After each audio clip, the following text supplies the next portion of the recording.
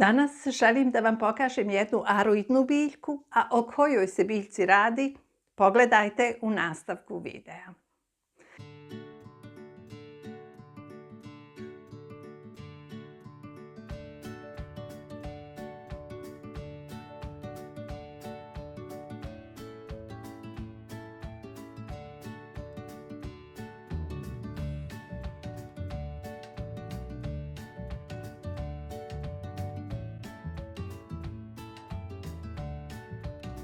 Lijep pozdrav iz cvjetne oaze.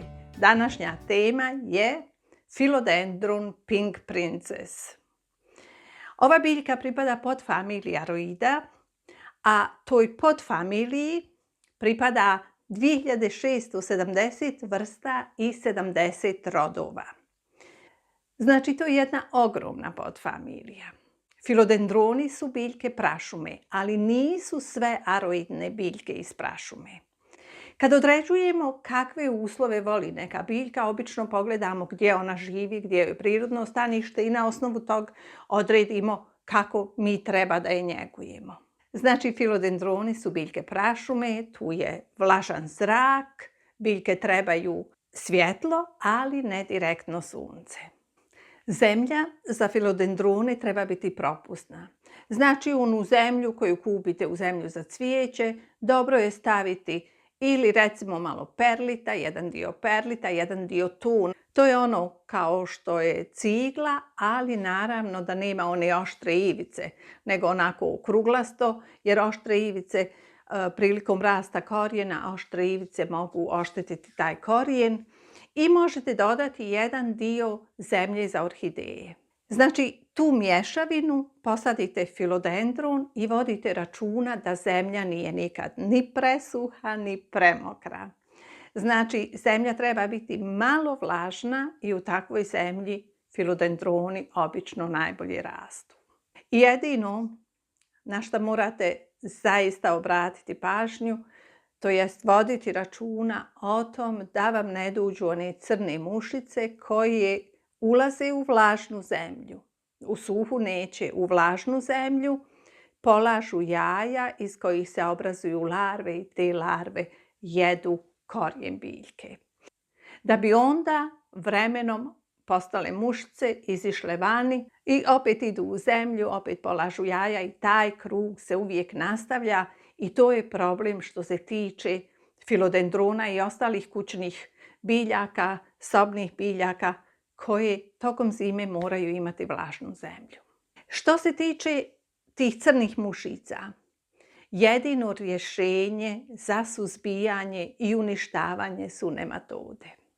Filodendroni obično vole vlažnost oko 45% i ja, iskreno govoreći, to biljkama ne mogu pružiti svojim filodendronima i drugim aroidnim biljkama.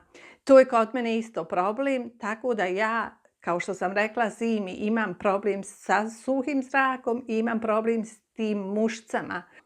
Moje biljke uživaju negdje od proljeća do jeseni i dok se unesu, ako ih iznosim uopšte, dok se unesu, dok uključi se grijanje, te biljke pate. Obično da bi biljke imale vlažnost, ja pokvasim peškir, stavim preko radijatora ili recimo ispod saksije stavim jednu posudu s vodom da bi te moje biljke dobile koliko toliko vlažnosti. Ali tu svakako nije dovoljno i kao što sam rekla, ove biljke se muče, pate tokom zime, ali onda u proljeće su opet predivne, prelijepe i tako svake godine. Dok ja možda nekad ne nađem neki način da im obezbijedim tu vlažnost.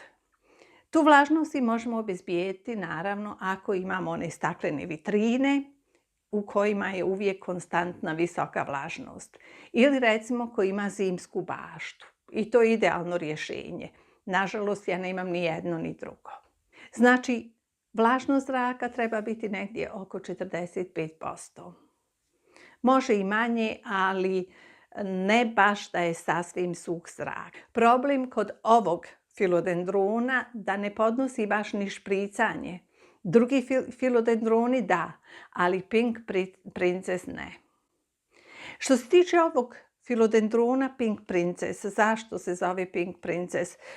Zato što ima ove prelijepe listove koji su ili sasvim pink, ili su pola pink, a pola zeleno ili pola šareno. Uglavnom, ova biljka ima zaista dobre gene. Ova grana je uvijek, ili su listovi sasvim pink, ali kao što sam rekla, u proljeće će to biti veliki listovi, sad su prilično mali zbog tog nedostatka vlažnosti u zraku, ali ova biljka ima zaista dobre gene. Ja imam nekoliko ovih biljaka, ali ova je nekako, čini mi se, najbolja. Znači, s jedne strane pink zato što ima pink listove, a s druge strane Princess. Ja ne znam tačno zašto je ona Princess, zato što su princeze uvijek imaju nešto u pink boji, ali ja vjerujem da je ona, zato što je malo osjetljivija, zato što je onako diva, ja mislim da je zato dobila ime Pink Princess. Nije tako jednostavna u održavanju, u njezi, kao što su to ostali filodendroni. Kako se razmnožava inače filodendron? Filodendron ima vazdušno korijenje. To vazdušno korijenje ima 3 uloge. Prva uloga je, recimo, da uzima vlažnost iz zraka. Druga uloga je da se hvata kad raste i kad se penje uz drveće, da se hvata za to drveće. Tu ulogu drveća ovdje ima ovaj štap, međutim, očito da ovaj štap nije dobrog kvaliteta.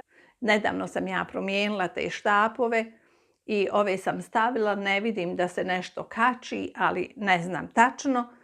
Uglavnom, druga uloga je, znači, da se to vazdušno korijenje kači za podlogu i tako raste. I treća uloga je kod razmnožavanja. Znači, da bi razmnožili filodendron, da bi ožilili jednu reznicu, ta reznica mora imati vazdušno korijenje i jedan list, bar jedan list. Iz tog vazdušnog korijenja se vremenom obrazuje pravo korijenje. Znači, na što trebamo obratiti pažnju prilikom ožiljavanja reznica, to jest razmnožavanja filodendrona, osim da ta reznica mora imati vazdušno korijenje i bar jedan list. Moramo voditi računa o tom da uvijek imamo rukavice. Filodendroni su otrovne biljke. Ja sam uvijek oprezna i uvijek kažem šta se može desiti, na što treba obratiti pažnju. Neki ljudi su osjetljiviji, neki manje, neki više, ali kad prerežete reznicu filodendrona, vidjet ćete da na tom mjestu reza da se stvara tečnost. Ta tečnost može izazvati alergije. Kod ovog filodendrona Pink Princess je ta tečnost ljubičasta. I pored toga što je otrovna, ona ostavlja fleke, pa je to prilično teško oprati. Kad odrežete reznicu, uzmite papirnu salvetu i jednostavno pokupite tu tečnost. Ostavite tu reznicu samo malo da se prosuši to, da ne bude mokro, da ne bude suviše vlažno, i onda reznicu možete staviti ili u vodu ili u zemlju za ožiljavanje reznica, to je obična zemlja za sjetvu u koju možete dodati perlita i onda to jednostavno posadite. Ovo je reznica filodendrona Pink Princess. Ovo je ta reznica koja mora ići u zemlju, ali ja sam je stavila prvo u vodu sad. I onda nakon izvjesnog vremena imate ovakvu jednu malu biljčicu i onda je lijepo posadite. Ovo je druga sorta filodendrona. Nemam od Pink Princess, moram priznati da je ona malo teška, kao što sam naglasila, prava princeza, i što se tiče održavanja, znači ne voli to špricanje, i što se tiče razmnožavanja, nije baš jednostavna kao ostali filodendroni. Ostali filodendroni su zaista vrlo jednostavni za razmnožavanje, što se tiče razmnožavanja, ali ova Pink Princess je malo teža. Nadam se da vam se video svidio, nadam se da vam se ova biljka sviđa. Ako mislite da ovaj video može nekom pomoći, slobodno ga podijelite.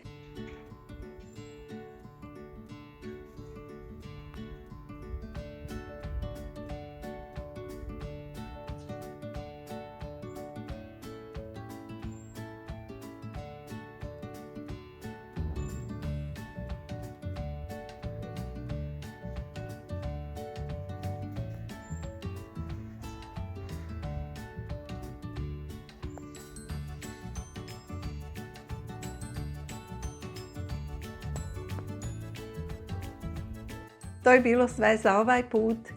Lijep pozdrav iz Cvjetne oaze.